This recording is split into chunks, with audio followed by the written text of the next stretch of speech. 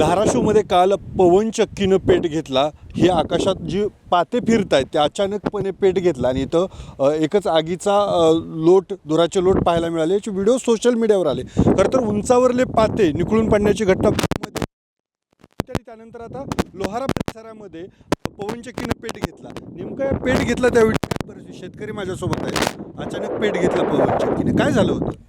काल जवळपास 12च्या नंतर सदरची पवनचक्की आमच्या शेजारी देवानंद शिवकर म्हणून आहेत, त्यांच्या शेतामध्ये पवनचक्की आहे आणि तिनं अचानक पेट घेतल्यामुळं माझ्या शेतामध्ये जवळपास माझं शेत एक 200 फुटावर अंतरावर आहे पवनचक्कीपासून. माझ्या शेतामध्ये महिला वर्ग सोयाबीनची खुरपणी करत असताना सदरचं पेट घेतलेलं लक्षात आल्यानंतर आमच्या शेतातील महिला धावत पळत जीवाच्या आकांतानं भीतीपोटी पळत सुटल्या आणि आम्ही बघितलं लांबून तर सदर पवनचक्कीमधून जी काही त्याचे पार्ट आहेत तर ते पार्ट जवळपास 5-5 ते 10-10 फुटाचे लांब पार्ट आहेत ते आमच्या सोयाबीनवर येऊन पडलेले आहेत. त्याच्यामुळं सोयाबीन जी पार्टच्या खाली पडलेलं आहे ते सगळं करपून गेलेलं आहे आणि ह्याच्यामधून जे ऑइल आहे ते ऑइल पण जवळपास 2,000 फुटाच्या अंतरावर ते ऑइल फेकलं गेलं आहे. त्या ऑइलमुळं सगळीकडे ते फेकलं गेलं भीतीचं. आग लागली त्यावेळेस तुम्ही इथं होतात. नेमकं त्यावेळेस काय घडलं होतं आणि किती वेळ ही आग धुमसत राहिली? आग जवळपास 12 तास जवळपास आग चालली. सुरुवातीला आवाज आला, मोठा आवाज आला की पुन्हा स्फोटच झाला. डायरेक्ट स्फोट झाल्यानंतर ऑइल जी चौकट पडलं तिथं वरून पडताना आगीचे गोळे पडू लागले आणि आग बी मोठ्या प्रमाणात धूर मोठ्या प्रमाणात अचानक झाल्यामुळे भीतीचं वातावरण निर्माण झालं. खरं तर ही जी तर पवनचक्की उभारली आहे त्या शेतकऱ्यांचे काही आक्षेप आहेत. ही पवनचक्की तुमच्या शेतात उभारली गेली, काय नेमका आक्षेप आहे तुमचा? कसं तर सर, माझ्या शेताच्या बाजूला उभारलेली गेलेली आहे, परंतु त्याचं जी ब्लेड आहे ते जवळपास 85 मीटरच्या त्याचं डायमेन्शन आहे, अंतर आहे. ते माझ्या शेतामध्ये त्याचा म्हणजे व्यास येतो त्याचा. आमच्या कुठल्याही बाजूच्या शेतकऱ्याची परमिशन्स घेतलेली नाहीत. आम्ही वेळोवेळी जिल्हाधिकारी, SDO साहेब, SP ऑफिस यांना तक्रारी दिली, पोलीस स्टेशनलाही तक्रार दिली.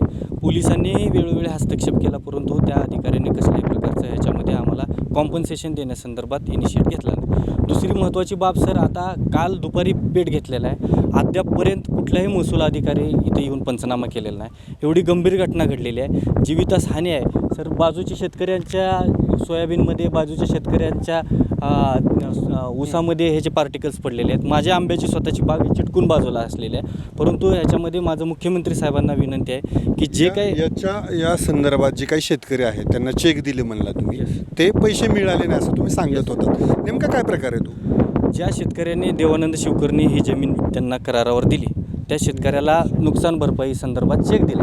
नुकसान भरपाई संदर्भात चेक त्याला म्हणजे मोबदला म्हणून चेक दिला गेला, परंतु तो चेकच वटलेला नाही. तो चेक वापस घेतला कंपनीने आणि तुम्हाला आम्ही रोख स्वरूपात देतो किंवा RTGS करतो म्हणले, परंतु अद्यापपर्यंत त्या कंपनीनं कसल्याही प्रकारची त्यांना मोबदला त्या जमिनीचा दिलेला नाही. हे शेतकरी माझ्या बाजूला आहेत सर. आणि ह्यांची परिस्थिती जर अशी असेल तर बाजूच्या शेतकऱ्याची काय असेल सर? एकाही शेतकऱ्याची कुठलीही परमिशन घेतलेली नाही, NOC घेतलेली नाही, नुकसान भरपाई घेतली गेली नाही. त्यामुळं माझं ह्या आपल्या चॅनलच्या माध्यमातून मुख्यमंत्री साहेबांना विनंती आहे की एवढी गंभीर घटना आहे, आमचे बाधित शेतकरी व त्याचबरोबर ज्यांचे हे क्षेत्र विकत घेतले, कराराआधारे घेतलेलं आहे, त्यांना ह्याच्यामध्ये नुकसान भरपाई देण्यासंदर्भात लक्ष घातलं पाहिजे आणि संबंधित महसूल अधिकाऱ्यांनी तात्काळ पंचनामा केला पाहिजे. पंचनामा झाला नाही, अद्याप झालेला नाही. तुम्हाला पैशाचे काही मिळाले का नाही? पैसेच नाही मिळाले आपल्याला. अच्छा. आणि आता काल घटना घडल्यानंतरही पंचनामा झाला नाही? पंचनामा नाही झाला. आता काय मागणी?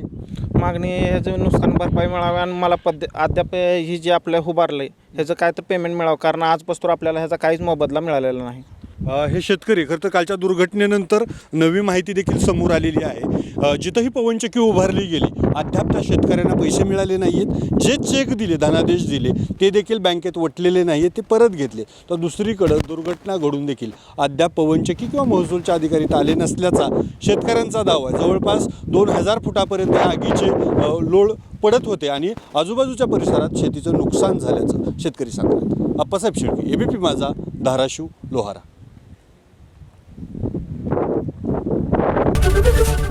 ABP माझा, उघडा डोळे बघा नीट.